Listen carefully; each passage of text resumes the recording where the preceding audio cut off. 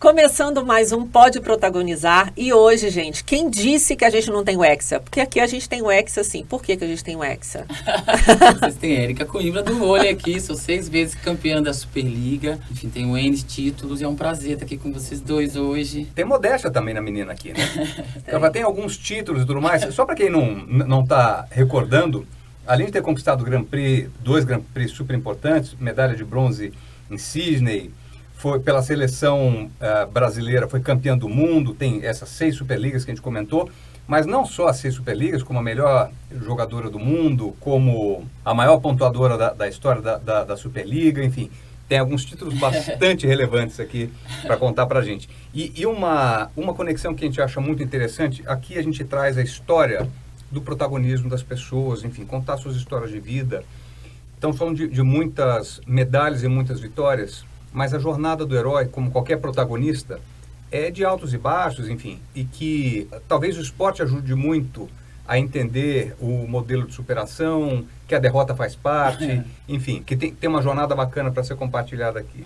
E o esporte, eu acredito, quer dizer, que ele é realmente um transformador de vidas. Eu queria que a gente voltasse um pouco no tempo para você falar como que isso começou para você e esses pontos fortes de todos os insights, de todas as coisas que o esporte traz, né, de benefício. Comecei o voleibol em 93, aos 13 anos, em Belo Horizonte. Eu tinha um amigo que é o Carlos, que é meu amigo até hoje, Carlos Renan, que amava vôlei. E eu tinha um problema super de concentração nas escolas, então tive um problema com 2 escolas, que aí eu decidi me retirar das escolas, porque eu tinha muita energia, um pouco, né? Que hoje todo mundo fala aí, né, que essas crianças muito agitadas. Hiperativas, TDA, né? Enfim, um pouco que hoje tem mais informação. Acho que eu tinha um pouquinho também disso. E aí, numa bela oportunidade, eu fui estudar numa escola que chama Escola Municipal Pedro Guerra, que fica na região de Venda Nova, em Belo Horizonte, que é o entorno, né, ali da Pampulha, uma região conhecida. Eu sou de lá, você sabe, né? Maravilhosa. Maravilhoso, isso. E aí, o Carlos amava vôlei e ele, tipo, tinha um time na escola que disputava o campeonato metropolitano, estudantil. Então, naquele momento, era um campeonato que todo mundo queria disputar, porque era super conhecido. Enfim, eu não sabia muito bem o que era voleibol. E o Carlos queria assistir. Minha mãe nunca me deixava, né, ficar depois da escola, terminava às 5, aí o time começava a treinar às 5h30 até 6h30. Hoje eu entendo ela, porque eu poderia ter colocado fogo na escola. Então, eu falava, mas era desse jeito, depois você tem que contar alguma coisa aí. Eu era daquelas assim, naquela escola tinha aqueles corredores. Aí começou, né, a gente a trocar de sala, os alunos. Aí eu e o Carlos subia em cima da árvore, pegava a caixa de ovo, já comprava tudo esquema pra jogar na cabeça das pessoas lá embaixo. Tipo, eu era muita energia, moleca, coisa de moleca, né? Mas que você, né, não sabia onde capitalizar. Talvez você vem de uma família simples, nem todo mundo tem acesso ao esporte, pra você colocar sua criança para fazer natação aos 2 anos de idade. E depois, né, se colocar, porque tem poucos projetos. E ainda tinha menos ainda naquela época projetos sociais, né, que atende essa galera. Hoje a gente tem mais, mas ainda eu acho que precisa de muito mais. A gente precisa aprender muito mais nessa transformação que o esporte tem, não só para o alto rendimento, não só para ficar rico, mas para você aprender a ter dignidade, disciplina. Quando o vôlei entrou na minha vida em 93, né, hoje madura, vendo todo, né, o livro da minha vida, que dá um filme de Oscar. Que legal. E aí eu tinha o Carlos que me levou, um dia eu fiquei. E assim, é muito rápido a história, né? Porque assim, eu entrei no ginásio, isso não é fake news, não é demagogia, tipo, eu já entrei no ginásio, eu olhei no ginásio. Se encontrou? Me encontrei. Era o seu palco. Eu tinha 13 anos, 1,76 m, me achava estranha, não existia ninguém do meu tamanho. Só tinha, tipo, né, eu usava 2 blusas, eu colocava limão no sutiã, né, tipo, aquelas coisas da época que você Conheço uma menina que usava 3 calças para ir pra escola. 2. Então, minha primeira reação quando eu entrei ali é muito louco. Eu tenho assim até hoje na minha cabeça, que foi assim, nossa, esse é meu mundo, as pessoas são do meu tamanho, eu não preciso mais me encolher, eu não preciso mais ser estranha. Primeira sensação foi de me sentir em um local que eu via, falava, nossa. Fiquei encantada, achei lindo o cabelo, ela serem do meu tamanho, todo aquele mundo que eu me sentia estranha, né? Porque ninguém tem 1,76 m, né, no Brasil, nas escolas públicas, menos ainda, né? Então eu me sentia mesmo estranha. Então essa foi a minha primeira sensação. Isso me deu uma segurança. Pertencimento. Por isso, pertencimento, isso mesmo. Por isso que também eu me encontrando ali no meio daquele monte de avatares, né? Todo mundo nessa idade, aos 13 anos, principalmente as meninas, sofrem com esse, né? Gisele Bündchen, todo mundo que vai contar uma história, conta. Então, primeiro foi isso. Aí, o segundo, a estética do esporte. Então, eu achava legal jogar com as presilhinhas. Então, se você ver fotos minhas, eu tinha umas 50 na cabeça. Nem combinava. Mas era, né, aquele momento de jovem que você quer aquilo que você se encontrou no seu nicho. E aí, aos 13 anos, já tinha personalidade, né? Que tenho. Falei, vou atrás do diretor da escola e vou pedir ele para entrar nesse time. Não sabia nem andar. Tem uma historinha que você voltou para casa e falou, pai, estou encantada. Depois disso. Ah, tá. Aí pensei, vou atrás dele. Fui atrás dele, mas eu pensei, e aquele negócio que as meninas usam no joelho? Eu não tenho. Vou atrás do meu pai e vou pedir. Descobri o nome, chamava joelheira. Que hoje, né, aquele que protege o joelho, enfim, que dava todo o charme no uniforme também. Cheguei em casa, falei, pai, eu quero uma joelheira, e meu pai nem sabia o que era joelheira.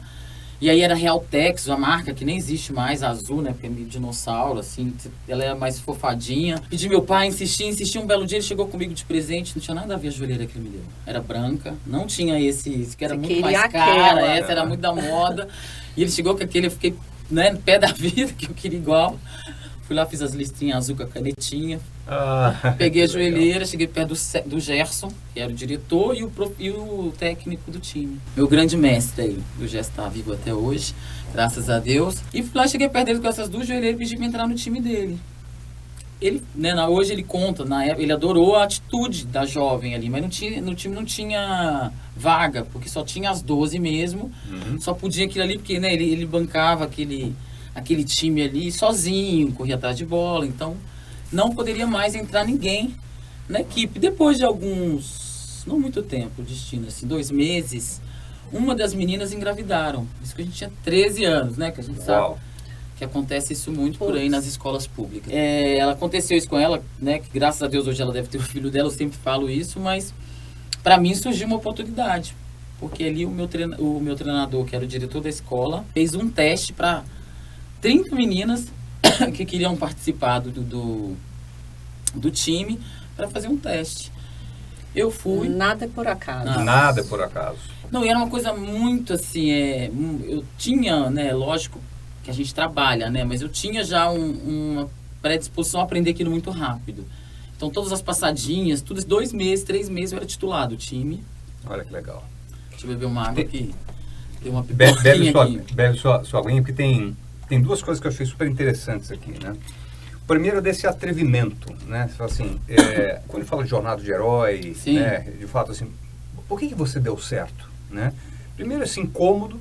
Segundo, a sensação de pertencimento, de encontrar de fato a sua vocação e ir atrás. Porque às vezes as pessoas encontram suas vocações, seus interesses, enfim, até o seu talento, né? E essa é uma dificuldade que todos nós temos em qualquer momento da vida, né? Porque essas coisas vão, inclusive, mudando e evoluindo. Que pelo menos te chancelaram para aquilo que você queria. Mas faltou um elemento que é a oportunidade. Que, na verdade, foi uma adversidade para uma companheira sua. Engravidar com 13 anos não é algo e eu já tinha decidido que eu ia comprar essa joelheira, né? Eu já tive a atitude que eu ia atrás desse... Eu fui atrás, né? No primeiro momento eu encontrei, mas eu fui atrás. Eu peguei a joelheira, meu pai comprou, dividiu de 3, 4 vezes lá, que na época nem era cartão, viu, gente? Era aquelas folhas que você acertava assim, como é que chama mesmo? Tá no cheque? Promissório. Não, isso lá assinava do bairro. Isso entregou. Era tipo... isso entregou aos 42. E aí teve essa atitude de ir atrás, com certeza. Mas...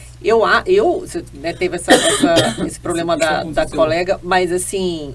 Eu já acho que você... Assim, a sensação que eu tenho é que você não... Em momento algum, então, você não sentiu receio. Você falou, eu vou, eu quero, Sim. E você não colocou limite, né? Que é o que a gente fala do poder do pensamento ali. Eu vou fazer aquilo, eu quero... Já comprou a joelheira sem nem ter vaga no time. Então, assim, você já criou todo um cenário também, né? E são ferramentas que a gente vai aprendendo a usar durante a vida, porque hoje, né, toda essa minha troca, na escolha que eu tive, né, de escolher minha vida pessoal e fazer outras escolhas até me organizar, eu fui muito atrás dessa menina, porque a gente tem que ir atrás da gente, porque tem os momentos da vida que a gente fica muito vulnerável, muito aberto. Então, você tem que ir atrás daquilo que você foi.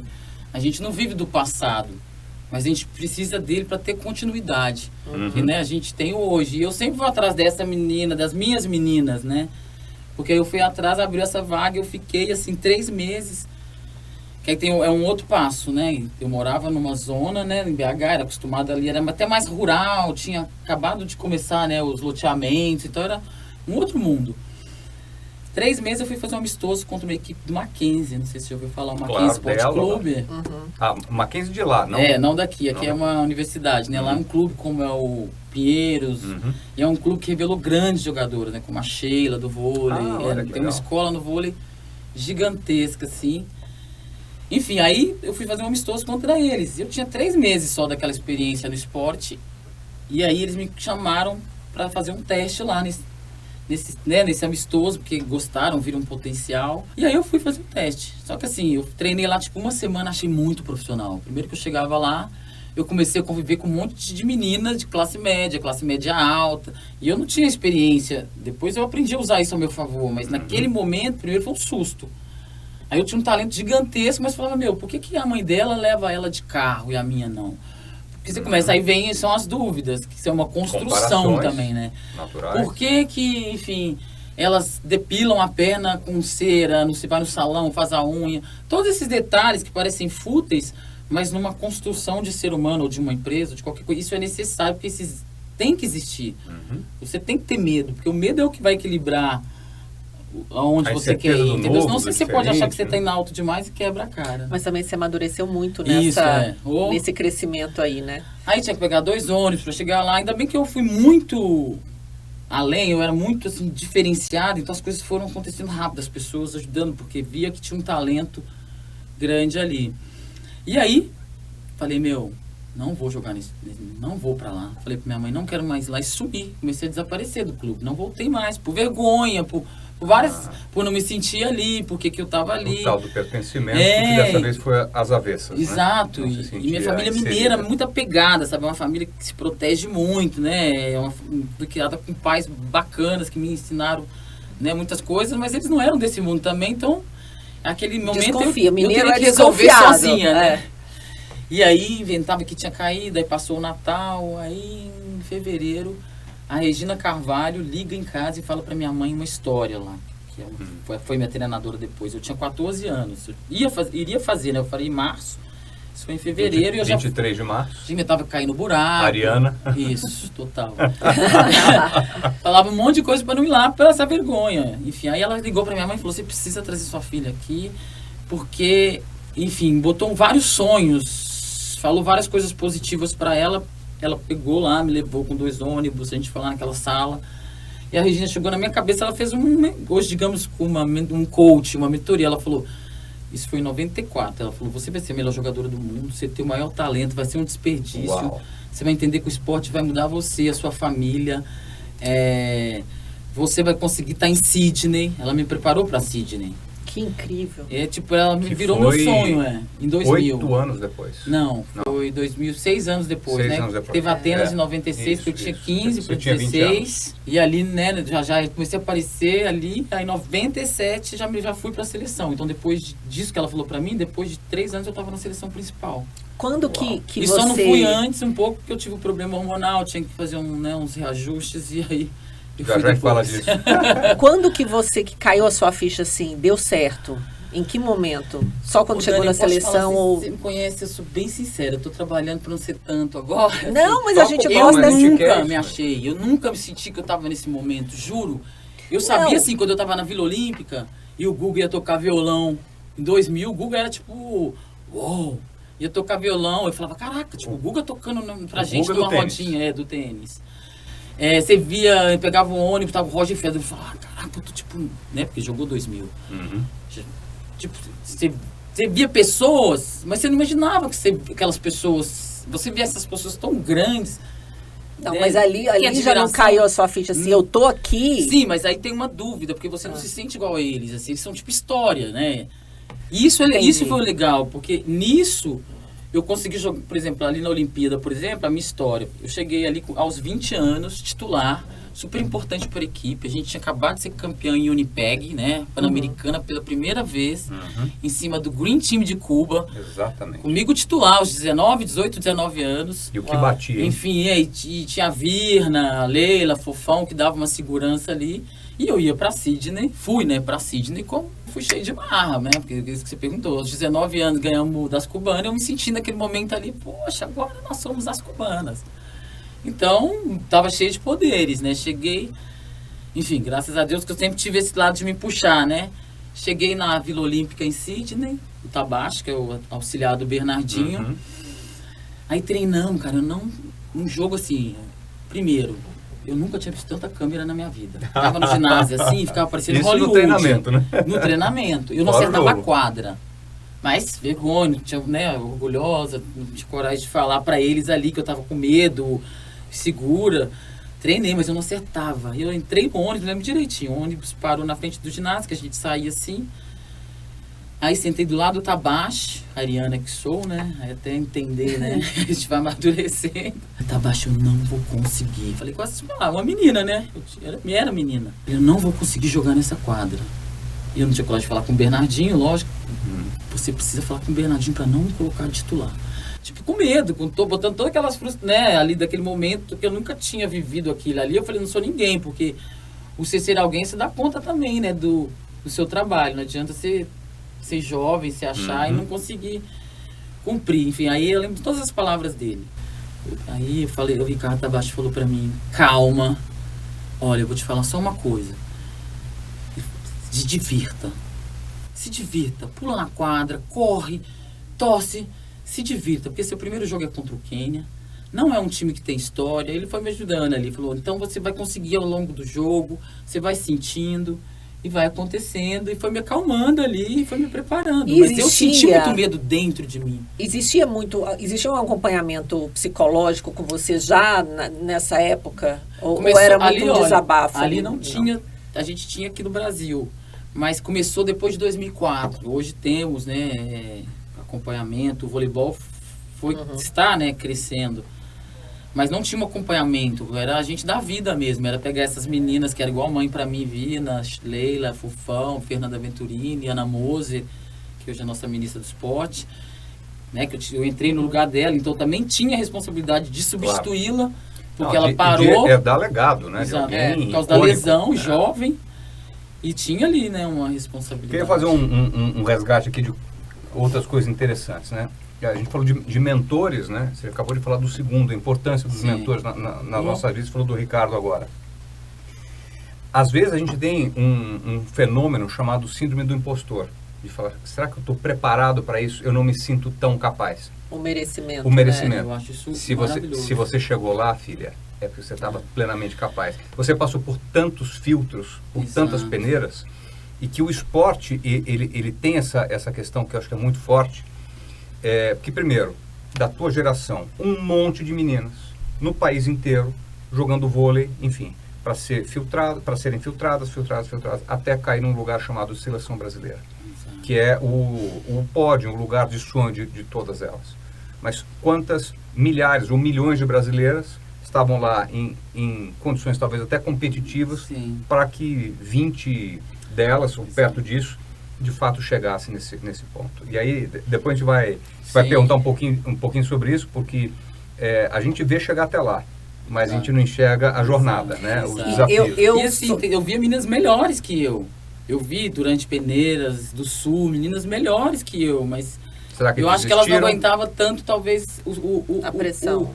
O processo, entendeu? Porque você tem que viver o processo, né? Para você...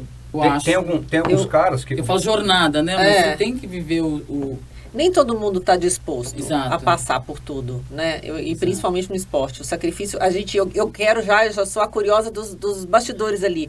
A pessoa vê você lá na seleção, tem aquele glamour todo, viajando, Mas, assim, aqueles momentos mais solitários, sabe? Aquela coisa, por mais que você, né, se dividia um quarto, era uma turma e tal, mas, assim... O que você buscava nesses momentos, assim, para se fortalecer, ou tipo, Você tinha uma voz interior sua. Ele falou que eu achei interessante dele falar que às vezes a gente não... Síndrome do impostor. Do impostor. A gente achar que a gente não é capaz o suficiente. E o mentor, o grupo, ou amigos, ou meio que você anda, isso interfere total. Porque a pessoa pode tanto te mostrar que você é um leão, ou às vezes você é um leão. Eu gosto muito da história eu gosto muito do filme Rei Leão. Ontem até chamei meu marido para ver comigo, ele não quis ver, mas eu gosto da história. Que assim, a primeira vez, né, quando o Rei Leão, que o pai dele morre ali no meio daquela ninhada de búfalo, que ele vai cair, aí o tio pega ele, mostra para ele que foi ele que era culpado daquilo. Ele vai para uma estrada da vida ali, encontra com um javali, Ratuna Matata, e com outro suricato, que daqui a pouco ele tá comendo lavas, tipo, se achando igual aquele, fazendo papel, porque se você estiver no meio do errado, ou com um mentor que não te dá a segurança que os meus me deram em todos esses momentos, você acaba se achando que você é aquilo mesmo. Até o momento que ele olha lá no rio, que ele vê a imagem do pai, que é ele, que ele fala, não, eu sou esse. O ambiente é soberano. O ambiente, os seus mentores também. Então tem muitos capítulos que tem treinadores que eles ficam muito mais, vamos falar do esporte de alto rendimento, o cara tem lá uma peça na mão, né, um grande atleta, ele fica mais vaidoso que o atleta, ele bota na cabeça dele que ele é tão bom que o menino começa, né, a regredir, porque ele começa a não querer treinar tanto, né, porque primeiro, a gente jovem, a gente chega às 5 horas da manhã, né, fala, tem que estar lá 7 horas, 5 horas da manhã você está lá. Ganhou medalha, você quer chegar às 10h30, você fala, não, vou dormir até meio-dia. Então você precisa desses mentores na sua vida também, que são nossos treinadores, professores. E eu acho que tem uns exemplos também, né, tem uns, falando de esporte, né, e de pessoas que de fato foram absurdamente icônicas, né? Você pega o Kobe Bryant, o Jordan, o Ayrton Senna, o Tyson, todos eles falam a mesma coisa que você acabou de falar, que eles iam para a quadra 4 da manhã, 5 horas da manhã. Porque, e o Tyson ainda fala que ele já estava treinando às 5 horas da manhã. E se ele soubesse que o adversário dele estaria treinando também às 5 horas, ele então começaria a treinar às 3 horas da manhã. Olha o Cristiano Ronaldo hoje, gente. O cara é uma máquina de treinar, né? Tá perto de 40 anos e... Exato. Agora, eu quero saber também outra coisa. Eu sou curiosa. Que a gente é amiga, a gente já quer saber tudo.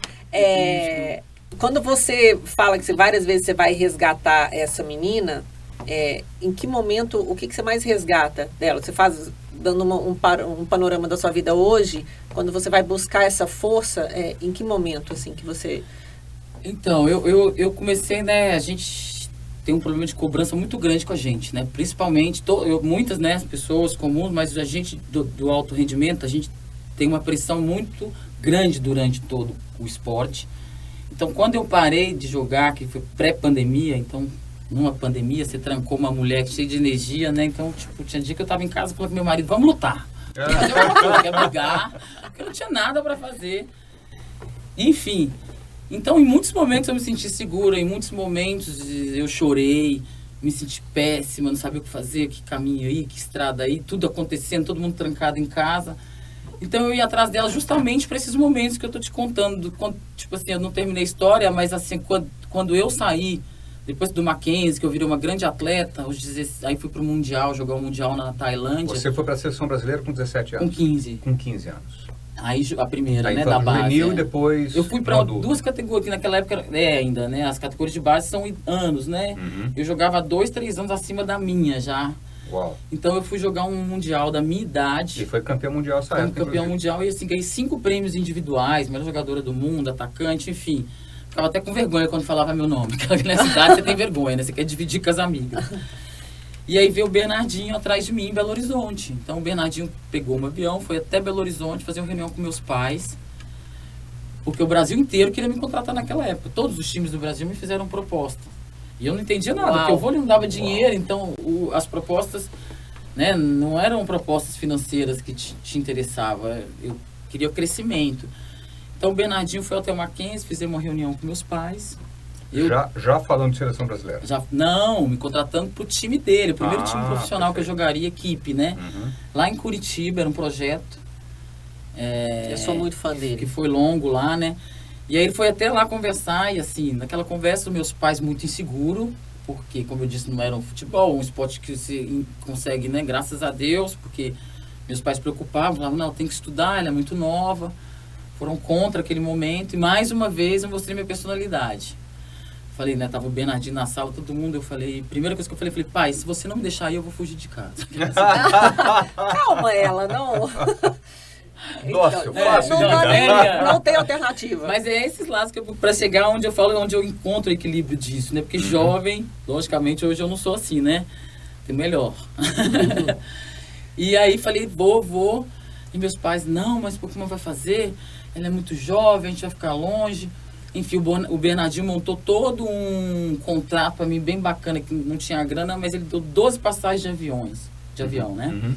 E aí, tipo, uma semana meu pai ia, uma semana eu vinha para BH, então ficava... Não fiquei tão longe. Ele cuidou para cuidar dessa peça ali. Mas aí falei tudo isso. Não, se não deixar aí, vou. Ainda não tinha o aeroporto de Confins não era igual é hoje, né? Era mais voo internacional. Enfim, era o aeroporto da Pampulha. Juntei a família inteira, né? Foi todo mundo me levar no aeroporto, enfim, aquela coisa, né? A farofa inteira junto, bom demais. Adoro. E foi todo mundo se pedir, porque, né? Tipo, uma menina indo embora, né? Para um outro mundo. Eles eram mais adultos. Chegou naquele aeroporto, na hora que eu falei, tem que ir, eu arrumei um choreiro. E eu falei, agora eu não vou. Aí eu mostrei que eu era uma criança. Aí chorei. E meu pai falava comigo assim, você me fez passar vergonha na frente dele. Agora nem que você vá até lá e volte. Mas agora você vai, enfim, ali, né? Aquele coisa de pai e mãe sofrendo, mas também me dando a obrigação que eu tinha assumido. Enfim, naquela época nem tinha voo em 97, nem tinha voo direto para Curitiba. Eu tinha que parar em São Paulo. Então a Fernanda Venturini, que eu era fã, usava o mesmo tênis. Uau! E ela ia me esperar em São Paulo para pegar o voo até Curitiba. Então cheguei eu, meu Mickey, né? Tinha acabado de Mickey, criança, né? E ali cheguei lá, Fernanda Venturini, eu não conseguia nem falar, né? Porque era o meu sonho muito próximo de mim.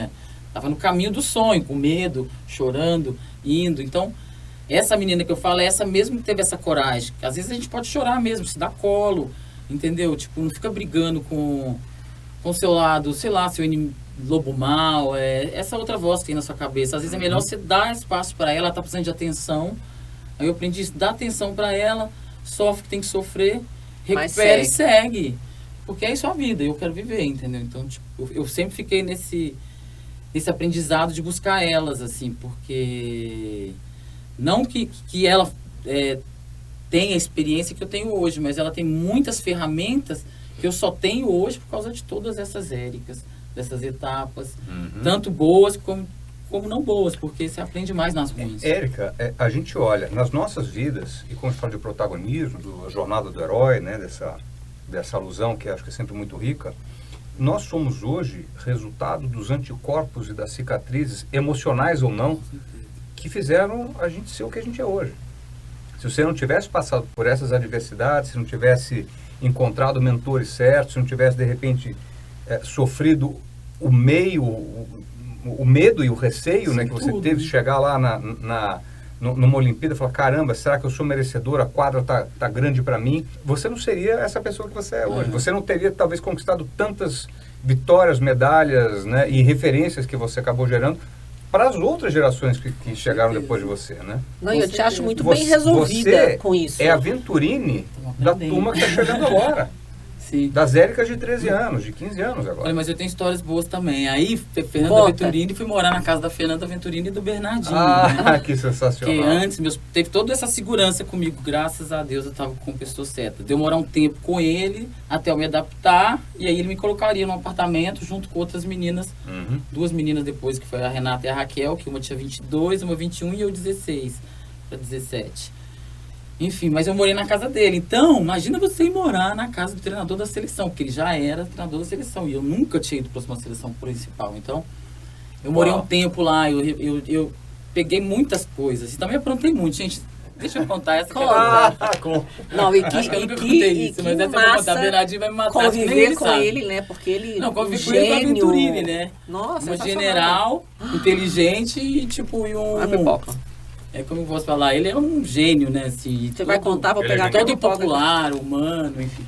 Não, mas muito bom. Não sei se vocês lembram que aí eu fui morar lá na casa dele, gente. Aí eles foram viajar um final de semana e deixou lá sozinha. Não tinha celular. Tinha só aquele tijolão, mas na época eu não tinha. A Fernanda tinha, mas eu não. Aí vocês lembram que tinha 145, é com um negócio que diz que é amizade. Você ligava no telefone, aí cruzava ali, eu falei, tipo... Aí, só que cobrava, né? Olha só, eu Era sim, uma não, grana. mas deixa eu contar isso. Jovem, igual hoje fica lá no WhatsApp, e hoje tem outros milhões de aplicativos. Falei, vou lá em Minas, eu fazia isso, só que eu ia no telefone público, comprava a ficha, né, 10 centavos, pegava R$1, ficava ali horas. E aí fiquei lá brincando no final de semana, e passou, aí o final do mês veio a conta. Pô, eu sabia que cobrava, né? E era tipo assim, gente, era tipo muito caro pra época, e ele, imagina, tipo... o esporro que eu não tomei, né? Porque ali ele era meu pai, né? Eu tava na responsabilidade dele. E ele é forte quando dá dura, né? E era diferente de hoje, porque naquela época você não se encontrava, né? Você só fazia as coisas na linha pra ficar falando, porque normalmente não é igual hoje que se consegue encontrar, marcar. Como é que era mesmo? Você ligava? Era assim, olha, Ó, você aí, ó, quem é? Como é que chama o aplicativo? Como se fosse um Tinder, só que de amizade. Isso não tinha que encontro. Tinder que nada. Porque um morava lá no Pará, o outro ali, não tinha o WhatsApp, né? Era um pouco mais... Mas era cruzavam cartas. só duas linhas, ou não? Cruzavam uma linha ou outra, só que aí você cruzava com uma linha só e essa pessoa você ia falar. Aí você perguntava, gente. às vezes era errado, você desligava, ligava de novo. Então, nisso foi um absurdo, gente, que vergonha que eu fiquei. Eu falei, nunca Fez mais bastante eu faço amizade isso na minha nesse período? vida. Não fiz nada, porque, por exemplo, essa fase da minha vida eu era quase prisioneira, né? Eu ficava 6 meses na seleção concentrada e no clube 5, 6 meses, ele tinha 1 semana e 2 de férias com os pais. Em BH, né? Quando soltava, parecia que tinha soltado o Rei Leão mesmo. Soltado o leão. Porque... E conseguiu estudar essa época? Cheio de energia. Ou teve que dar um Olha, tempo? minha época eu tive que dar um tempo, porque se treinava ainda 8 horas por dia. Uau. E 7 vezes na semana, praticamente, né? Você tinha folgas, assim, metade de um dia. Era uma coisa bem... que hoje até eles se arrependem de ter feito essa crueldade, né? É que a ciência tem mostrado que esse excesso não melhora a performance. Exato. Então, mas naquela época eu não sabia. Então a gente treinava, achava o máximo, ficava doente, pegava herpes, porque sua imunidade vai... Imagina, ninguém foi feito para treinar 8 horas em alto. Né, em alto rendimento. E hoje treina-se 5, algumas treinam até entre 4, 3,5. Então, maravilhoso. E até para você ter uma durabilidade maior, né? Porque... O tempo de descanso se mostrou cada vez mais necessário, né, para alta performance. Dessa trajetória toda sua, qual que foi, vamos falando, né, fazendo essa analogia com a jornada do herói, o momento mais difícil, assim, que você teve que buscar força e se reerguer para recomeçar? Teve algum momento, assim, Olha, difícil? Eu tive vários momentos difíceis, assim, tem momentos que a gente está cansado, é muita pressão, né, vários momentos, mas com certeza nada... Né, eu descobri...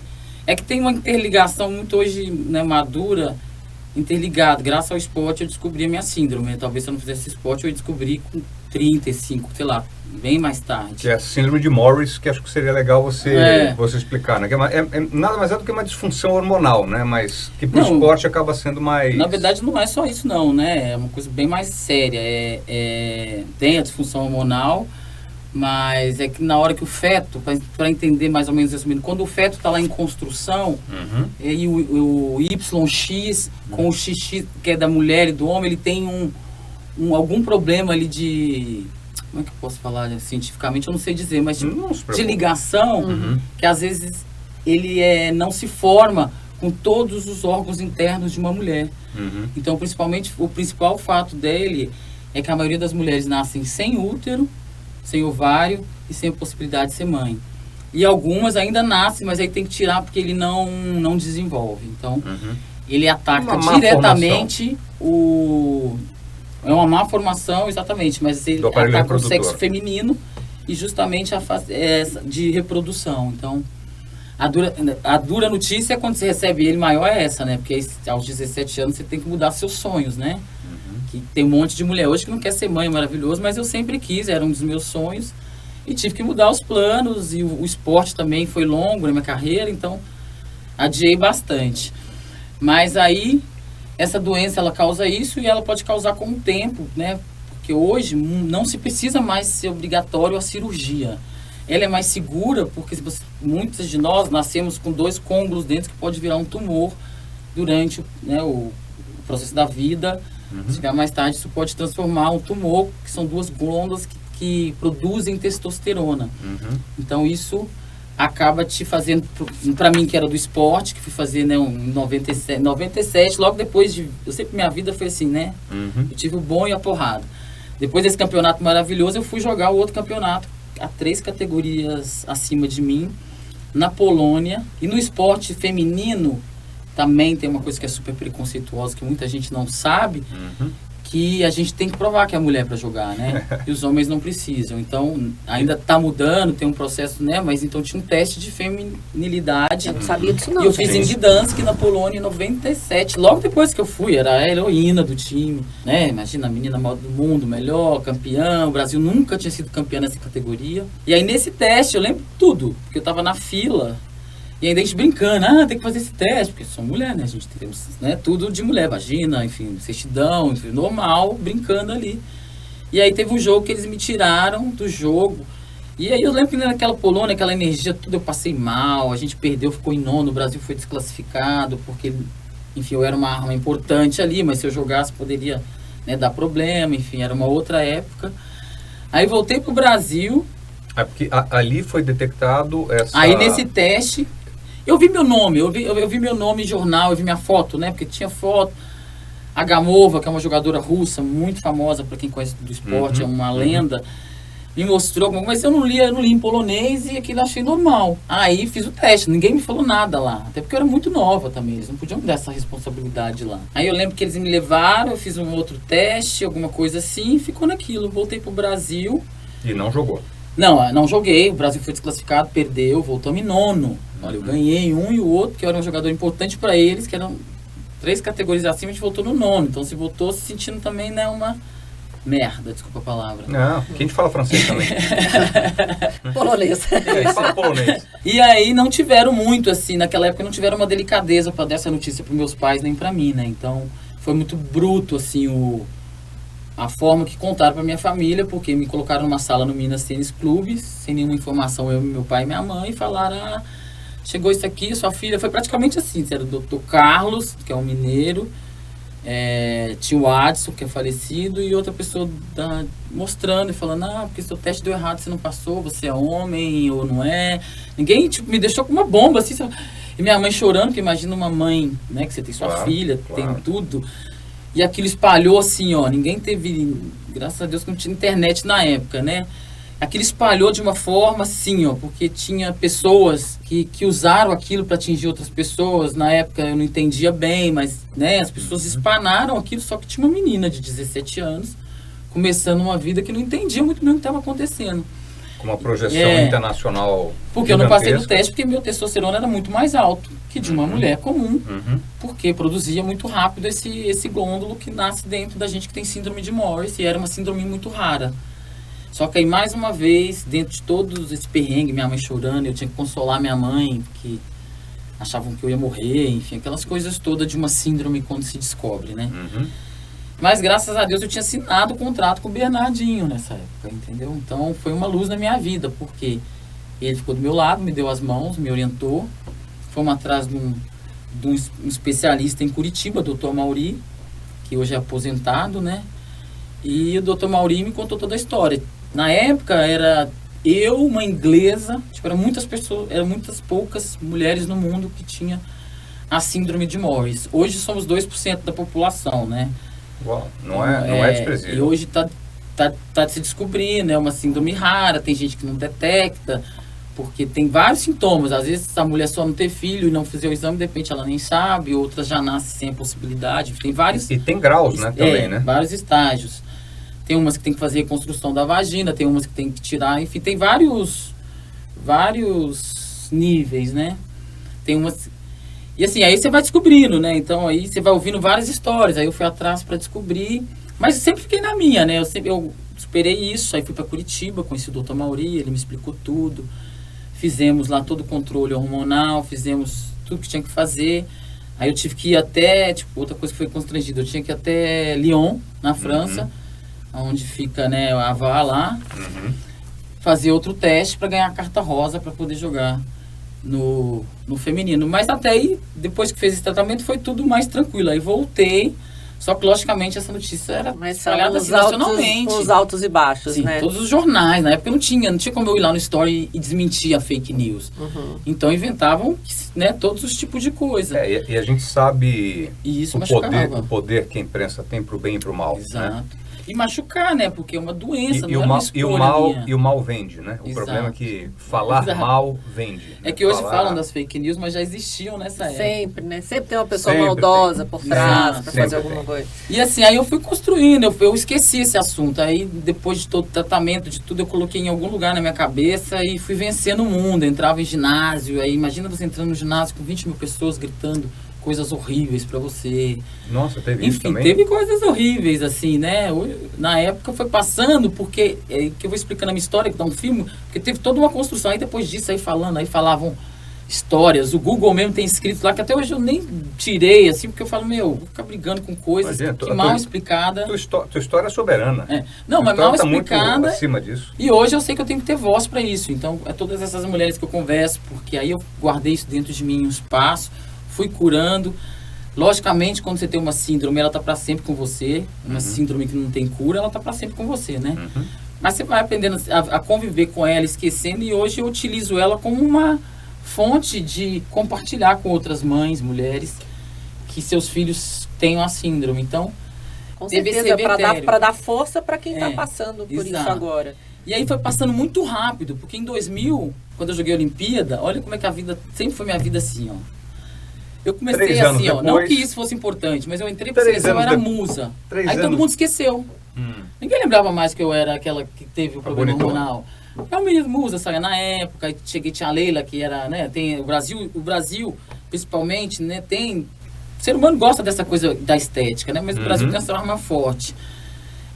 Então, você começou a virar musinha, aí você sai em todas as capas de revistas da época, todas. Você vai na Hebe, você vai no... Você começa a mudar. Então, eu comecei a usar isso também a meu favor. Eu falei, por que eu tô com medo, com vergonha de mim? Você vai se aceitando, é uma doença, não tem uma escolha. Qual que é a sua escolha? Viver. E aí você vai ganhando um outro poder. Só que uma hora você precisa parar e pensar, né? Que é aquilo que a gente estava conversando aqui, que eu vou atrás daquela menina. Onde eu coloquei isso? Como que eu tô escondendo isso? Tinha hora que você tava flutuando demais né? Eu falo que quando a gente tem muita coisa, poder na mão, a gente começa a flutuar muito em mundos que talvez não te leve para o melhor caminho, entendeu? Então tem que voltar. Tem a revista, festinhas, convites, você acaba falando, nossa, mas eu tô aqui porque eu apareço na revista ou porque gostam de quem eu sou? Eu vou ter que me esconder aonde? Já fiquei escondida aí com medo de toda a pressão, né? Porque a gente fica quando tava saindo em jornais, você entrava, imagina uma menina de 18 anos entrando numa balada, numa fila, as pessoas falando do seu problema. Mas e você nem o que sabendo você sobre. pensava era muito lúcido. Você falando isso hoje, com a idade que você tinha e esse tipo de pensamento, assim, de se questionar, de ter essa noção, assim, que o que talvez isso não seja certo, eu acho isso muito, muito maduro, assim, sempre, de tudo que você fala. Tinha, né, porque é que contando a história, né, dessa história triste, eu ainda tinha uma ferramenta na minha mão, que eu tive uma oportunidade, que o esporte muda vidas mesmo, isso não é demagogia, né, que eu sabia que eu ia mudar a minha vida, e não só a minha, da minha sobrinha, da minha prima, do meu pai. E não era financeiramente, porque o vôlei não dava dinheiro, mas culturalmente, que eles começaram a viajar para Curitiba, Paraná, começaram a ver outro mundo. Hoje a minha sobrinha, que é a Cecília Coimbra, passou na Federal em Engenharia Química. Uau, quem imaginava que minha família, alguém ia fazer faculdade, porque é uma coisa cara de onde eu vim. Então a vida dela já se transformou. Logicamente tem o esforço dela, ela tem uma capacidade dela, mas foi através do que eu investi no estudo para ela, acreditando que aquilo ia fazer diferença. A minha outra sobrinha não quis fazer faculdade, mas terminou o 2º grau, está fazendo. Então você vê toda uma transformação na família e na cultura dos próximos. Isso é famoso. Porque ela vai querer que o filho dela, ela vai ser uma engenheira química, provavelmente o filho dela vai ser alguma coisa melhor para o Brasil, vai ter, sabe? Então, claro. Eu acho que de ter essa perto, responsabilidade, né? De ter alguém perto que venceu, Sim. vamos dizer assim, fala assim, olha, acontece, isso existe, né? Porque às vezes você vê na casa do outro, vê na televisão e ter na família, de certa forma, acho que isso traz uma motivação independente da área de cada um, né? De acreditar que é capaz, né? Que as coisas acontecem. E aí essa maturidade me dava por essa autorresponsabilidade de melhora de vida, de começar a ganhar grana, melhorar as condições. Então tinha todo um outro processo que eu vivia no mesmo tempo. Então, lógico que eu ia amadurecer, entendeu? Acho que até mais que, né? Porque depois de uma porrada vinha uma coisa. Então eu fui aprendendo assim, tipo, sabe, era uma... Você vai tomando porrada, você perde aqui, aí você ganha ali. Então isso, logicamente, vai te preparando. A porrada te prepara.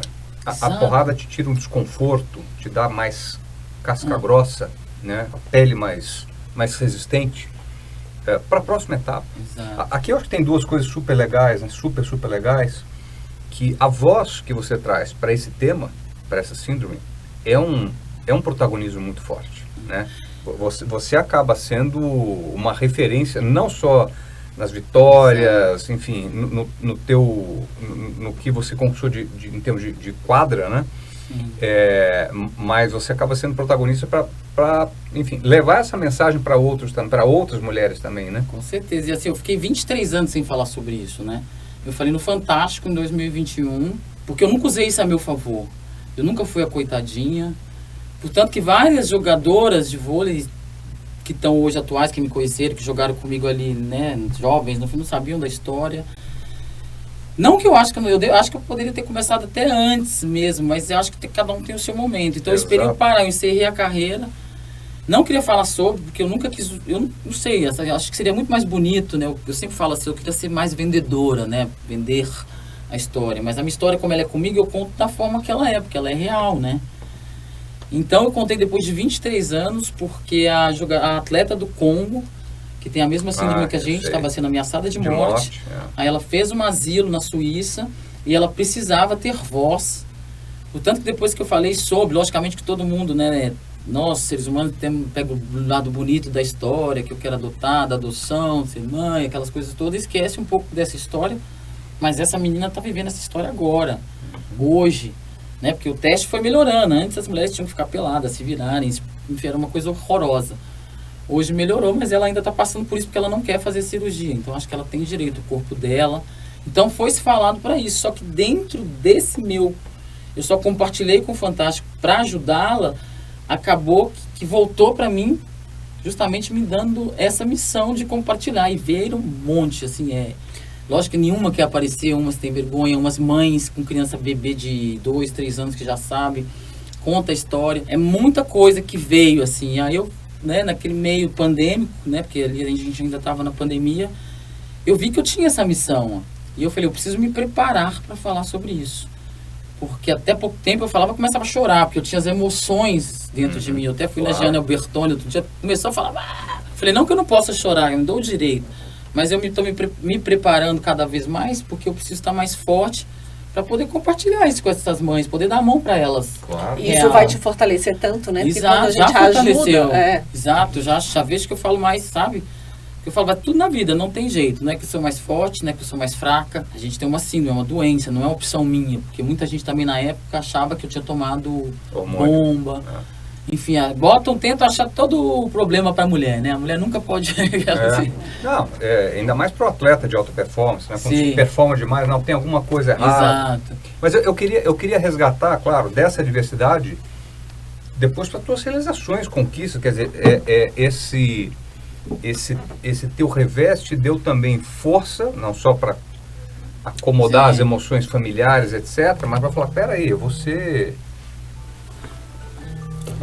Desculpa. Não, é maravilhoso. Eu cheguei Pausa para pipoca. Desculpa. E o que eu acho legal disso, né, quer dizer, que a diversidade de fato te deu a força, a motivação, o impulso para você ir lá, de fato, 2, 3 anos depois, ir para uma Olimpíada, enfim.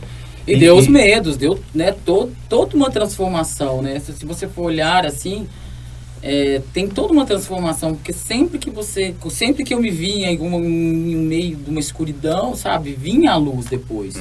E sempre que estava muita luz, vinha escuridão. Então, lógico que eu entendi para minha vida que esses últimos anos, os últimos 3 anos foram muito legais, assim, porque eu escolhi viver para mim, que escolhi o amor, sabe, eu deixei a vida inteira pelo esporte, todas as minhas relações, né, porque eu escolhi o esporte quando eu decidi escolher ser amada, escolher viver uma relação bacana, tá com a pessoa sem me cobrar, viver esse processo aqui, foi muito difícil também, não para esse lado que era muito bacana com meu marido, mas que eu tinha que esquecer um pouco essa atleta, né, essa competidora. A gente tem visto atletas de tênis, né, que A Dani, aliás, eu quero que a gente vai jogar uma partidinha de vôlei, praia. Você vai tomar um pau, né? Óbvio que eu vou, mas não, por isso que eu já falei na areia, porque aí já sei que a performance é diferente. Jogam vocês duas contra alguém que vai perder, né? Joga Hortência junto aí. Ô, gente, 3 anos que eu não pego numa bola e vou jogar agora um desafio em Caraguatatuba, dia 22, mais 4x4, mais um show, né? Logicamente as pessoas sabem que a gente não é mais atleta de alto rendimento. Eu ia te perguntar justamente isso. Normalmente, depois que vocês param, vocês dão sequência em alguma outra área, né? Dentro do próprio esporte. Você pensa nisso ou não? Olha, eu já tenho, né? Eu tô fazendo um curso da CBV que chama Jornada nas Estrelas. Que legal. Que é um curso bem bacana. Que é um curso para tanto quem está tá jogando, que está jogando atualmente, quem parou até 5 anos, e é um projeto que ele te ajuda a descobrir um outro lado dos seus skills. Então são vários psicólogos, que massa, sabe? Massa, assim, várias pessoas incríveis. Aí ela fala massa também. Toda hora que eu falo massa, ela assim, que massa, que massa. Ravioli, gente, lasanha. Mineira a gente se entende. Eu falo sou e falo dar uma arredada. Até hoje. Arredada, gente, é pior. Arredada é maravilhoso. Tem estado que você fala dar arredada, a pessoa fica te olhando assim. Chega pra lá. Vai um pouquinho pra lá. Eu acho que esse desafio, né, do atleta de alta performance, que abandona a vida, abandona diversas outras frentes, né, questões aí que a gente vive, depois fala assim, cara, acabou. Fica um sentimento vazio, na verdade não é vazio, né? Qual é a tua próxima jornada? E especialmente esporte que a grande maioria deles, você interrompe os seus 40 anos, em média, né, um pouco mais, um pouco menos. Só que você tem uma outra jornada de outros 40 e tantos anos pela frente. E que você não vai viver esse sentimento da adrenalina tão forte, né, da endorfina em você, porque são 2 jogos, no Super, são 2 jogos na semana, então você jogou na terça, na quarta, você está sentindo isso na segunda, terça. Você vai jogar no sábado ou no domingo, você está sentindo isso 2 dias antes. Aí se você perde, você tem que se recuperar, porque você fica abalado, aí você tem que se recuperar. Se você ganha, você fica eufórico. Então, controlar isso depois de 25 anos no esporte, foi minha vida inteira, né? Então, foi muito difícil, claro. Mas lógico que a gente vem mais madura, é isso que eu falei, a gente tem essas ferramentas, ainda bem, né? Senão eu tinha enlouquecido, porque eu ficar trancada no apartamento em São Paulo, sem poder sair. Tinha época em São Paulo que você não podia sair mesmo, pandemia agora. E você deve ter visto muito filme, né? Imagina. Então tem a pergunta especial daqui, que é qual é o filme da sua vida? Aquele que mais te inspira, que te dá... Pode ser mais de um. São tantos filmes, maravilhoso. E teve um que ele me passou aqui, que eu acho que quando um homem ama uma mulher, né? Tão antigo, né? Porque ele já era antigo na minha época, e eu assistia. Ele é um dos filmes mais incríveis para mim, porque justamente é um casal, não sei se alguém já assistiu, mas é um casal que eles são super bem casados, amorosos, e a mulher dele passa por um momento muito difícil na vida e ela vira alcoólatra. E aí ele fica do lado dela, assim, naqueles dias terríveis de abstinência. Então é toda uma construção também. Ele é uma arma bacana de amor. Então eu sempre gostei muito dele, da gente se colocar no lugar. Assim. Então eu achei ele um pouco da minha vida justamente por essas histórias de altos e baixos, mas eu sempre tive alguém segurando a minha mão. Então eu sempre acho importante esse amor que ele tem com ela.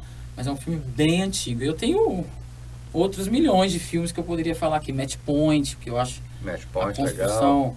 Né, bem legal. Avatar, acabei de assistir. Você falou do Rei Leão aqui. Os filmes das histórias, né, principalmente que envolvem esporte, são muito... E eu tenho muito isso dentro de mim, sabia? Eu vou na Disney, né, meu marido trabalha com parque de diversões, e às vezes tem uma feira que é a IAPA, que acontece todo novembro em Orlando, então... Eu vou na Disney, eu tenho pavor das montanhas-russas, né? Graças a Deus, eu acho alguém que parece comigo. E as pessoas querem me levar de qualquer jeito. Né? Gente, mas eu nem vou pra Disney. Eu amo ir no Magic Kingdom, só pra ficar vendo show. Então eu tenho esse lado... É muito bonito. Que é um lado agora muito que eu entendi hoje. Eu tenho esse lado infantil dentro de mim, que eu conto da Minnie, do Mickey, esse lado de mulher de força. Talvez porque esse lado, eu saí muito jovem, tive que amadurecer. Então isso existe em mim. E hoje eu entendo, eu não acho mais falar ridículo, né? Você faz umas coisas... Mas eu me sinto bem fazendo elas. E eu acho que a gente tem que se sentir bem. Então eu tenho esse lado. Então eu sempre brinco, eu gosto dos filmes. Eu fui ver Avatar, mas eu gosto da história. Eu fui ver o Rei Leão. Porque toda a história de um desenho, se a gente olhar com uma imagem... Tem uma mensagem. estoura, tem uma mensagem muito bacana. Claro. E algumas até terríveis que a gente assiste e gosta, que você fala, nossa, tipo, você vê Caverna do Dragão, se você for colocar, sabe? Adorava. Eu também, mas se você for ver a realidade do que acontecia ali, um cara tinha toque, o outro... São coisas que hoje em dia a gente vê, né? Lógico que eu continuo amando, mas os desenhos me trazem muito essa coisa...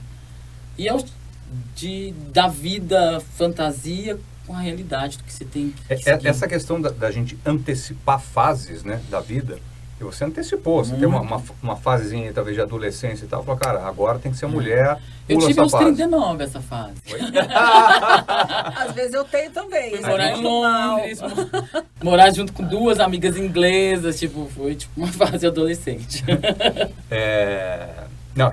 Enfim, a gente acaba em algum momento da vida resgatando aquilo que a gente não viveu. A gente é muito comum, né? As pessoas que por algum motivo têm que antecipar, depois lá com seus 50 anos quer fazer aquilo que não fez quando tinha 13, 15 anos, né? O que não tem nenhum juízo de valor, mas é natural da vida. E uma outra reflexão, que é essa questão das fases que você falou, que a gente falou aqui, que eu acho que a gente tem um aprendizado super poderoso, verdadeiro, real, próximo, que é com a própria natureza. A natureza tem 4 estações. Vai ter uma época que vai nevar, né? Não é o caso nosso de Brasil, vai ter uma época que as folhas vão cair. Mas também vai ter uma época do calor intenso, da praia linda e da primavera, tá certo? Então a gente tem todas as fases e saber lidar com cada uma delas, saber que depois de uma virar uma outra, renovadora, etc. De novo, sem maniqueísmo, sem ser uma coisa boa ou ruim. A gente aprende. Mas eu acho que te equilibra, porque você não pode nem se sentir mais nem menos. Entendeu? A gente tem que se sentir, né, humanos. Claro. Né, cada um com seus skills, mas... É cíclico. Eu também acho. E eu acho importante esses momentos que a gente precisa, às vezes, de introspecção, de coisa, a gente tem lucidez ali, a gente está conversando, está fazendo as perguntas para a gente mesmo certeza. E a resposta vem. Fala, podia ser mais leve um pouco, podia, né? Às vezes, né? Mas nem sempre é como a gente quer. Tem uma amiga que fala, minha mãe, ela faz isso. Eu falei, ainda falta mais uns 40 anos aí pra gente viver. Aquela história, né? Aquela conversa com Deus, né? Não, você é forte, pô, cara, mas o Hulk eu não sou, cara. Né? Agora, Érica, música. Qual que é a sua ligação com música? Olha, não, antes da música, já vou. Antes da música, já até imagino. Mas antes da música, eu queria te perguntar assim. Quero perguntar, mas eu esqueci o que eu ia perguntar, tá? Acontece. Mas quando você fala isso, lembra que eu morei em alguns lugares no mundo, então eu tenho essa mistura um pouco. Se você vai percebendo de personalidade. Itália, eu morei em 5 países. Lembrei. Itália, Turquia, Israel. É um estudioso, né? Ele escaneou a sua vida. É um homem de negócio. Estou esquecendo de 2 aqui, mas eu tenho uma cola, né? Polônia, que você jogou lá, e Azerbaijão, que foi na época a história, inclusive, de Lyon, né? Que aí, assim. Não, no Azerbaijão foi ali foi a época da perna, depois você teve que voltar, fazer a cirurgia e tudo mais. Sim, não, fiz em Milão até. Eu fui jogar em... Vocês conversaram no WhatsApp. Não, gente, ele estudou. Eu fiz o meu dever de casa. Arrasou, bate aí. 5 meses, assim, teve uma lesão na coxa, acho que até uma joelhada, uma coisa assim, foi assim, eu tava num treino no Azerbaijão, fui jogar em Baku, né? Porque naquela época o Baku era o cenário do voleibol mundial, todas as melhores jogadoras do mundo estavam lá, naquele momento eu era uma delas, e fui para lá jogar. Tive num treino de manhã, tive uma trombada com a Verônica, até que é brasileira, jogava comigo lá, e bateu numa parte da minha canela. E a perna, enfim, bateu, doeu, fomos pro hospital e era muito legal isso também, né? No meio da confusão, olha eu sou muito... Mas eu sou muito observadora, gente. Porque na hora que eu fui entrando na maca, eles foram correndo comigo assim para ir para a sala para fazer o raio-x, para ver se não tinha quebrado, porque que estava inchando tanto. Foi entrando todo mundo que estava no hospital sentado, os pacientes, tipo curioso, tipo árabe mesmo. Foi todo mundo entrando junto. Na minha sala, no raio-x, eu falei que eu queria essa foto. Eu não tinha, porque as pessoas não tiraram. No Instagram ali. Tava eu fazendo e todo mundo, tipo, do lado, assim, umas 5 pessoas que eu nunca vi na vida, um outro dando palpite ali. E naquele momento eu falei, não, deve ser só uma pancada, inchou. Só que no dia seguinte, porque a gente jogava Champions League, igual do futebol, tem do vôlei também na Europa, né? E a gente ia jogar em Milão, só que eram 5 horas de voo. Eu cheguei no aeroporto 5 horas da manhã, minha perna já estava grande, mas eu falava, não, deve ser só pancada, em 2 dias vai recuperar. Enfim, cheguei em Milão, minha perna estava tipo, parecia tipo enorme, assim, gigante. Eu olhava e falava, parecia uma pata de Alexandre, sabe, elefante, assim, parecia meu pé, ficou tudo assim roxo. E meu time do Azerbaijão, você sabe que língua fala no Azerbaijão? Não. Azeri. Azeri. Sabe o que Azeri é uma mistura de russo com turco. Fala aí alguma coisa. E aí, enfim, eu falo nada, porque, enfim... Eu nem quero, é um país que eu não tenho muitas... Talvez seja o único lugar que eu não queria voltar nunca na minha vida pela vivência que eu tive lá, dessa lesão e de não ter assistência do clube. E aí machucamos, só que o meu médico era russo, não falava inglês. Uau. E eu não tinha tradutor. O técnico era azeri, não tinha ninguém. Aí só as estrangeiras, que eram 2 americanas, que aí uma virou pra mim, a Hanif, que era também jogadora da seleção americana, que já estava a 2ª temporada lá, e o capitão desse tamanho com medo, em Milão, lá perto de Novara, no meio do mundo, sozinha. Ela vira pra mim e fala assim, né, conversando comigo, falou assim, olha, aqui, esse médico não é médico, ele é fisioterapeuta. Ui! Nossa, eu falei, né, foi batendo aquela pressão, eu falei, ferrou, vou perder minha perna, né, porque ela não parava de inchar, ela tava, tipo, tem umas fotos na internet, mas assim, gigante mesmo. Enfim, fiquei desesperada, aí do nada veio uma luz, como sempre na minha vida. Aí eu conheci um jogador de futebol, que era o Maicon, lateral direito da seleção brasileira de futebol, que estava jogando na Inter de Milão. E eu tinha o número dele, eu falei, eu vou ligar pro Maicon, ele mora aqui perto. Enfim, conheço ele de anos, né, do esporte, a gente queria, né, alguns amigos. Vou ligar e vou falar que ele pode me ajudar. Liguei, aí é um anjo na minha vida, cara. Ele ligou e falou, olha, onde você tá? Ele falou, é 1h30 daqui que eu tô aqui, eu vou ir te buscar. E você vem no meu doutor, que é o doutor Combi, que é o diretor do departamento médico da Inter de Milão. Uau. Vamos no escritório dele. Deve entender de perna alguma coisa. Não, escuta isso. Eu cheguei lá umas 8h30, quase 9 horas da noite. Já estava vazio ali, porque, né, era inverno. Enfim, não tinha ninguém. Aí chegamos no prédio, ele estava só me esperando, foi bem rápido. Fizemos uma faixa, ele olhou para mim e falou assim, a gente precisa operar amanhã. Eu falei, que operar? Você tá ficando maluco? Ele falou assim, olha, você tá com um coágulo que não vai desfazer sozinho, que tá uma trombose. Que é a mesma coisa. Fecha o espaço. Fechou um espaço e o outro, porque eu peguei 5 horas de voo, e ao entrar no avião, deve ter dado uma pressão na veia e o sangue não circulava. Então minha perna foi ficando roxa. Uau. E eu lá, e assim, meu time nem sabia que eu tava lá. Então imagina o pessoal sozinho, eu tinha que explicar pro meu time que eu iria operar em outro lugar. E ele falou, vamos operar. E eu falei, não, vou pro Brasil. Ele falou, eu não assino para você ir pro Brasil. Você pode morrer no voo. Então era uma coisa bem dramática, assim, sabe? Tipo novela mexicana. Aquelas... E aí apareceu esse anjo, enfim, aí conseguimos. No dia seguinte eu operei, tomei 30 pontos na perna, foi uma abertura assim, eu tenho a marca da Cicatriz Forever. E na área da coxa aqui, ou da tíbia? Bem aqui na tíbia, aqui, ó, desse tamanho assim. E aí fiquei 15 dias, aí fiz a cirurgia, tinha que ficar 2 meses no hospital. Graças a Deus eu tinha uma mãe italiana lá que eu joguei na Itália, ela foi pra lá, foi ficar comigo lá. E a Inter de Milão, aí antes da cirurgia, mais um drama. Meu time não queria porque eles não tinham seguro. Foi uma confusão. Depois descobriram que tinha um seguro e a Inter de Milão pagou toda a cirurgia. E depois o seguro, eles conseguiram descobrir no clube, reembolsou. Acho que na época foi 9 mil euros ou 10 mil euros a cirurgia só, né? Uma coisa não barata. E a recuperação? Quanto tempo? Então, aí eu tinha que ficar 15 dias em Milão. A Inter de Milão me deu o hotel deles. Eu fiquei no hotel deles 2 semanas. Delícia. Maravilhoso, maravilhoso. A minha mãe italiana, a gente falando que é maravilhoso, porque minha vida é drama, mas ela é diversão também. Aí fiquei lá, era o máximo ficar naquele hotel, né? Porque tinha jogo, aí você via os outros times. Uau. Então era, né, jogadores. Sim, de uma época, né, que estavam todos. Então era muito legal também você estar ali com as muletas ali, mas você estava vendo isso tudo, recuperei. Aí voltei para Azerbaijão depois de 15 dias para conversar com o clube e explicar o que o médico me falou, porque minha cirurgia feita, ela era tranquilo, que ela não podia ficar entupida com trombose, né? Que depois você pode ter problemas, depois você até é orientado a treinar. Aí o meu time, que chamava Iktisat, era uma faculdade, aí o presidente foi lá conversar comigo e ele falou que só iria voltar a me pagar lá o salário depois que eu voltasse a jogar. Eu falei, não, então eu quero voltar pro Brasil. Entro num acordo, enfim, foi uma confusão. Esse acordo acabou que eu, nessa época, né, tinha uma relação com um atleta também, que era um francês, que era meu noivo na época, ele morava no Irã, em Teherã. Aí o que eu fiz? Eu falei, eu vou sair desse país fugida, porque eu tava com medo daquele país, porque o Azerbaijão, ele é tipo, se você for ver ele por fora, tipo, tem um muro, parece mesmo que você é trancado ali dentro. Aí fiz todo um esquema com, né, na época era o Felipe. Que desespero. Fui pro Teherã para encontrar e ficar lá, e para ir pro Teherã também tinha outra história, eu tinha que usar burca, né, eu tinha que ter uma liberação, porque eu não era casada com ele, então você não pode ficar... Então foi toda uma coisa, aí fui para lá, fiquei uma semana lá e vim pro Brasil e deixei o time, porque eles não queriam pagar e eu ainda estava com medo do que poderia acontecer, né? Porque você está no meio de um país que as pessoas têm uma cultura muito estranha, né? Sua história literalmente dá um filme. Eu já vou perguntar, qual seria o gênero? Você já viu drama aí, um drama comédia? Parece Rock Balboa, né? Isso. Caramba! Eu quero escrever um livro agora, né? Que a gente está vendo sobre isso também, da história, mas...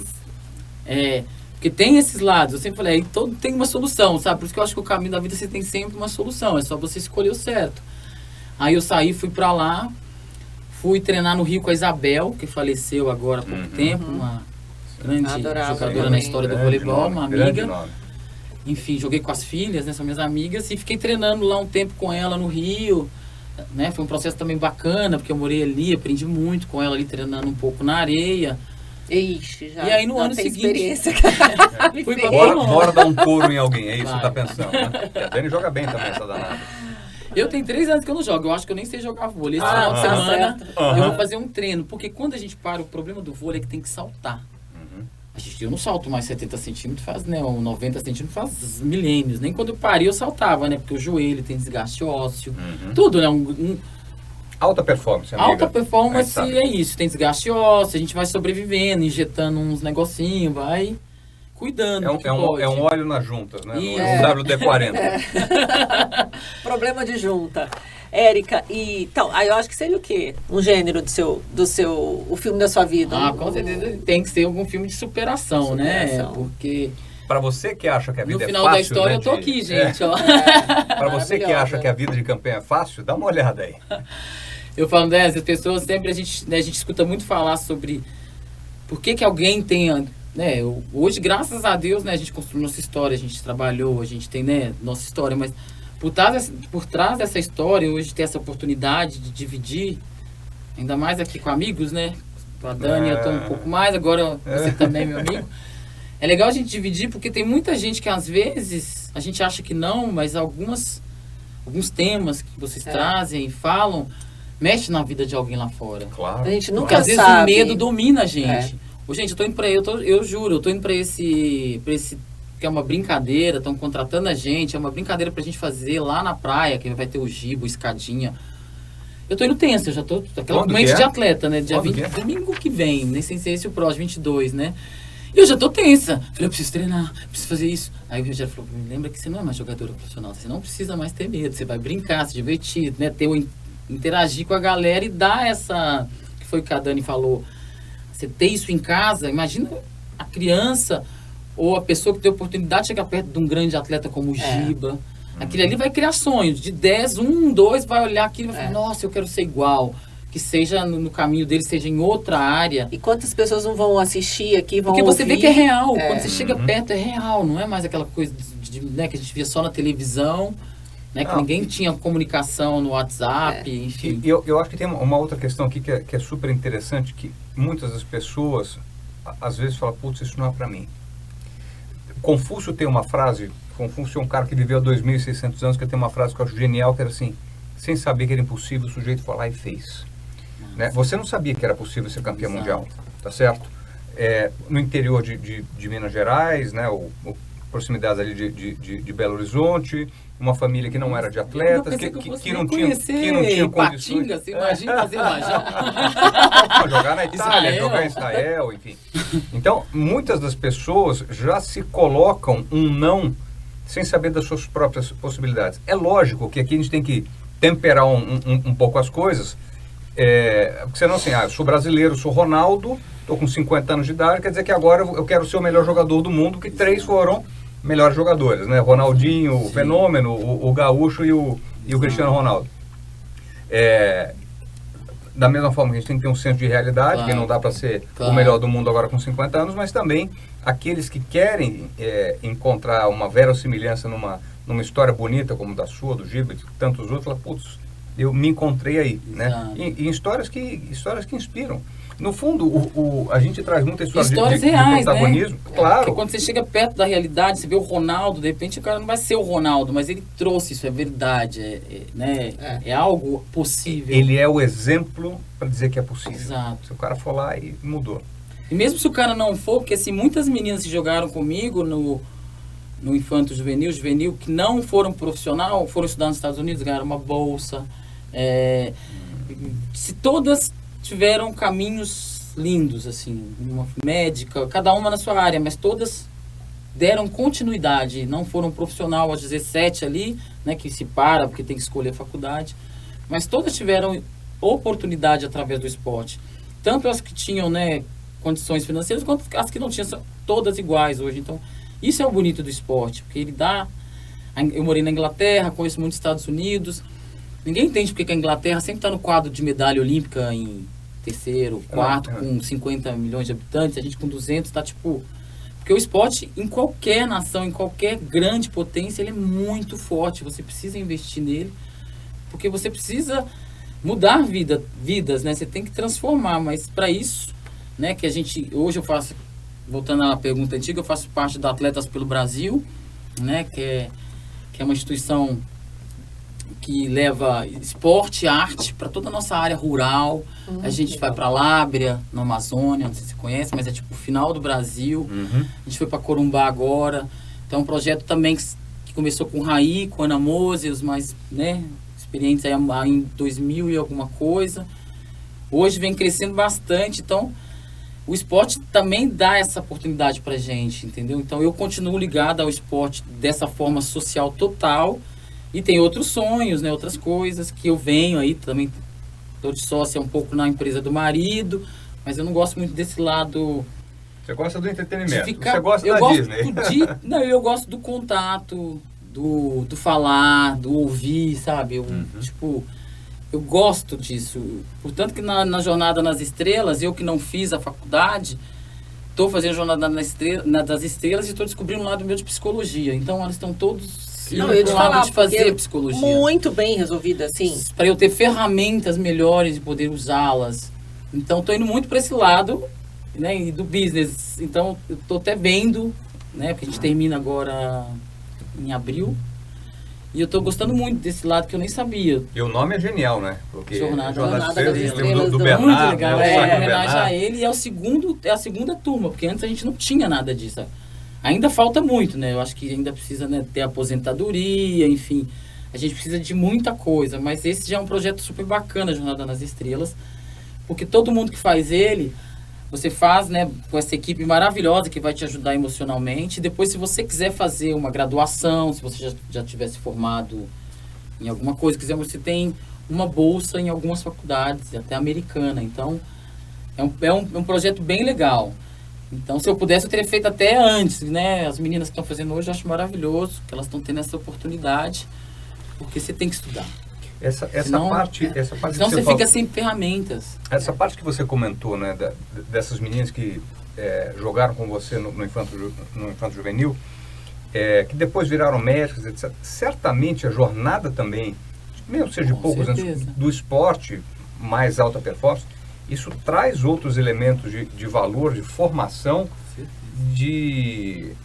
enfim, de muita importância para a pessoa, de fato, realizar outras coisas na vida, né? Exato. Talvez a boa médica foi porque também teve uma disciplina anterior que o esporte trouxe, enfim. Só traz benefícios, gente. Não, e todas elas falam sobre isso comigo hoje, que essa mudança que teve. Porque vamos falar assim, olha, hoje, né, quando fala da Ana Mose, do Ministério, né, as pessoas acham que o esporte é de alto rendimento. Não, gente, a nossa causa, Atletas pelo Brasil, ou Ana Mose lá, é esporte para todos, é esporte para o Brasil, é para a saúde, né?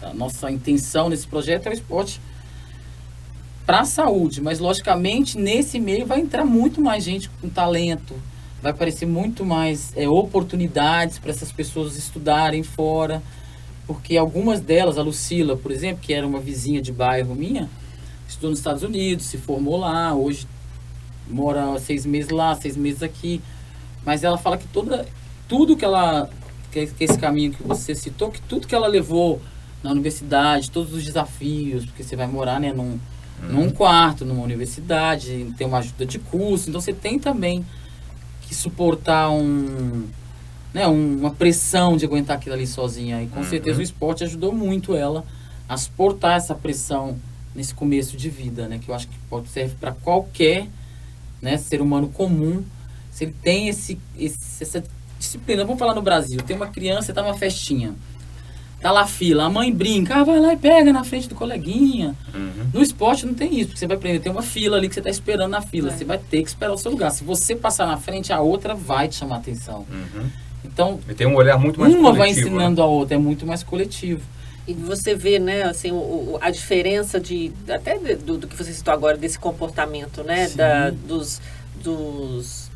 da vida de um jovem, de uma criança que pratica esporte, né, quer dizer, ela vai ter um sono de mais qualidade, e você vê o outro oposto, que eu acho que hoje em dia muita gente procura, né, muitos pais incentivam até para essas crianças hiperativas, vou colocar aí mas eu acho que ainda há um pouco incentivo de seguir alguma carreira, né, de seguir uma história como atleta, porque... Mas futebol, com certeza, né, porque dá muito dinheiro, então as pessoas começam desde jovem, o tênis... Dá muito dinheiro, mas... O vôlei é popular, mas muito pouca gente ganha dinheiro. Se você parar para pensar, quantos caras estão de fato ganham um bom dinheiro? Se a gente fizer uma questão rápida aqui, a gente tem 200 e poucos milhões de habitantes, vamos dizer que 100 milhões homens, 100 milhões mulheres, desses 100 milhões, 50% poderia estar numa idade que jogaria futebol, não é nem tão novo nem tão velho. 10% disso, eventualmente, jogaria fim de semana, etc., são 5 milhões. Desses, vamos dizer que, enfim, muitos deles são super especializados, etc., são muito bons que fazem. Outros 10% são 500 mil. Quantos caras, de fato, ganham um bom dinheiro com futebol? São 500. 500 de um total de 100 milhões, cento e poucos milhões. Então, a gente vê muitas grandes estrelas ganhando muito dinheiro, mas quando você desce ali no segundo tier, no segundo nível, é difícil o cara que consegue trocar de casa, de carro, viajar para fora, ter uma vida economicamente mais abastada por conta do tem o lado ilusório, né?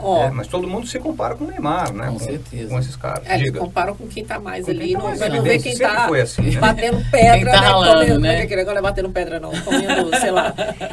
Eu só achei legal aquela parte que ela falou, da preocupação do coletivo, né? Porque a gente, cada vez mais, o ser humano está extremamente individualista, só quer saber dele, a foto dele na rede social, é só ele que interessa e tal.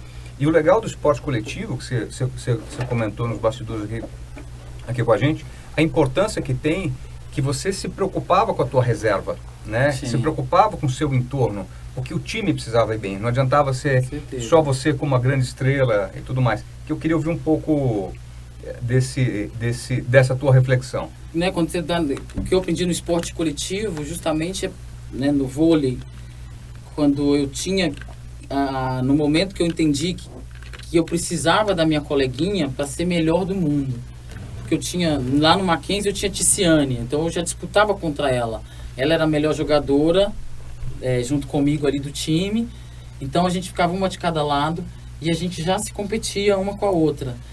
E ao decorrer dos anos, eu fui entendendo que a minha jogadora, né, no caso, todas as minhas time reserva, que ninguém fala de nenhum time, que deveriam eles merecer o mérito, né, porque eles treinam mais, eles são mais cobrados, porque eles precisam dar muito mais para treinar a gente.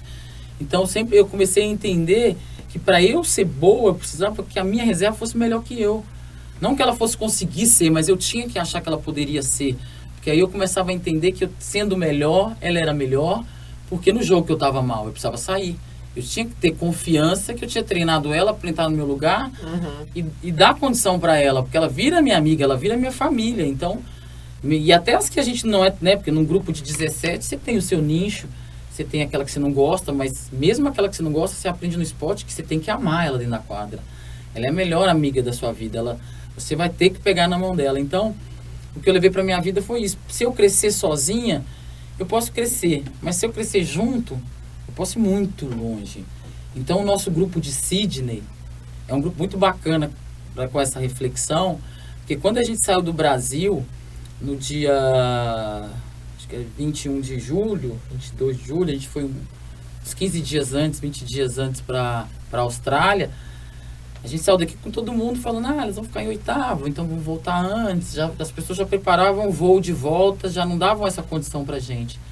Nós somos semifinalista olímpica, Foram com condições, né? Jogamos com Cuba ali, um 3-2, assim, na nossa mão, um jogo jogado. Porque a gente foi entendendo esse sincronismo do não egoísmo do ego, né? Porque tinham jogadoras, a Vina treinava em cima de um colchão porque ela estava com uma lesão no joelho. Uau. No joelho não, no sesamóide, que é um osso debaixo do pé. Aí o Bernardinho comprou um colchão, que era um colchão assim, que eles levaram, e aí ela treinava, saltava para jogar, porque tinha dado uma fissurinha ali. A Fofonha fazia acupuntura no tendão, então a gente, durante o treino, a gente tinha que treinar por nós e por elas. Só que, lógico, que naquele momento, você é jovem, eu tinha 19 anos, você ainda fica, né, pô, eu tô treinando mais. E aí você vai entendendo cada dia, e cada vez que você ia vendo a sua amiga ia pro jogo contra, né, como eu falei, que ela jogava bem pra caramba, aí você falava, nossa, que bom que a gente treinou por ela. Quer dizer, você começa a dividir. Vai tendo resultado. Vira família, Tipo, se ela fizesse 20 pontos, ou se eu saísse, às vezes eu tô puta, chateada porque saí. Mas eu preciso abraçar minha amiga que tá entrando, bater na mão dela e dar um olhar de incentivo pra ela, entendeu? Várias pessoas já viram o jogador que sai, joga placa. No nosso esporte, dificilmente a gente é criada com essa união de que eu acho que é uma corrente do bem, né? Uma ajuda a outra. Então, na vida, na empresa, você pode ter certeza que todo mundo faz uma parte muito importante da empresa. Então, eu acho que eu sempre levo isso para minha vida. Eu preciso de todo mundo. Sensacional. Então, quando você pensa, a gente tem essa parte que é para você escrever a sua frase. Mas aí, enquanto você pensa, nós temos um presentinho para te dar, que assim, eu vou aproveitar para falar, né? A Julia D. Então, você que está aqui, que já viu a gente presentear os nossos convidados, você pode usar o cupom, pode protagonizar, você vai ter um desconto maravilhoso no nosso site. E eu escolhi com muito amor e carinho uma lembrança para você. Linda. Eu espero que você goste, use bastante. Essa marca que você é modelo lá. Essa é a marca, essa é minha marca, eu tô fazendo propaganda. É sua? É, patrocinadora, aquelas. Olha ela. Então, eu já escolhi. E aí eu dei uma, fui olhar lá suas fotos, falei assim, deixa eu ver o que ela mais gosta. A gente faz dever de casa aqui. Aí eu olhei e falei, eu acho que ela vai gostar. Ela é básica, né? Ou ela não é básica? Ela é mais básica. Totalmente. Total básica.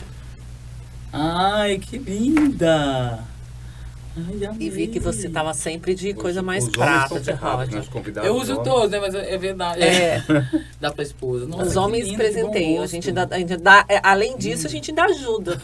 O marido, o namorado sai daqui com presente. Tá maravilhoso. A gente acredita muito. Quantas vezes a gente vê, né?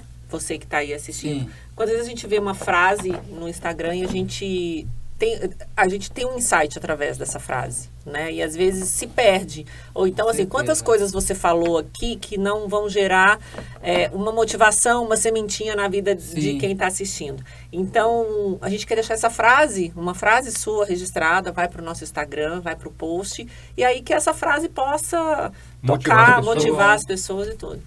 Então, você tem já a frase? Eu tenho, né? Então, maravilhoso.